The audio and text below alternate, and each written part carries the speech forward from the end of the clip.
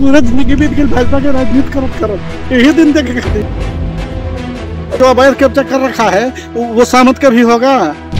आंसुओं का सागर लिए आप जिस मजबूर शख्स को देख रहे हैं वह यूपी में भाजपा के बड़े नेता हैं।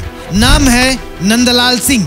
भाजपा में 40 साल देने के बाद भी उनकी ही सरकार में उन्हीं की जमीन पर दबंगों ने कब्जा कर लिया है। उन्हें अपनी ही सरकार से शिकायत है कि उन्हें न्याय नहीं मिल रहा। जमीन को कब्जा मुक्त कराने के लिए अपनी इस सरकार में उन्हें जितनी जलालत और प्रताड़ना झेलनी पड़ रही है उतनी तो सपा सरकार में भी नहीं मिली थी।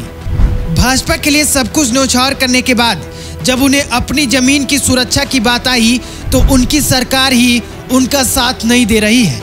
नंदलाल सिंह ने जिस पर जमीन कब्जा करने का आरोप लगाया है वह मंत्री दयाशंकर सिंह के रिश्तेदार हैं। इन दबंगों द्वारा जमीन को जोत लिया गया है लेकिन नंदलाल सिंह की कोई सुनवाई नहीं हो रही है। नंदलाल सिंह ने कहा है कि उन्होंने तहसील दिवस, थाना दिवस पर चक्कर लगाए, प्रार्थना पत्र दिए लेकिन कोई फायदा नहीं हुआ। उन्होंने कहा कि वो अपनी जमीन के लिए लड़ते लड़ते थक गए हैं। थक हार कर 6 नवंबर को भाजपा नेता नंदलाल सिंह कलेक्ट्रेट परिसर में आमरण अनशन पर बैठ गए। उनका कहना है कि वो अपनी जमीन के लिए मरने को तैयार हैं। उन्होंने अपनी सरकार को चुनौती दी है कि वो उनकी जमीन को कब्जा मुक्त कराए या फिर उन्हें मरने दे।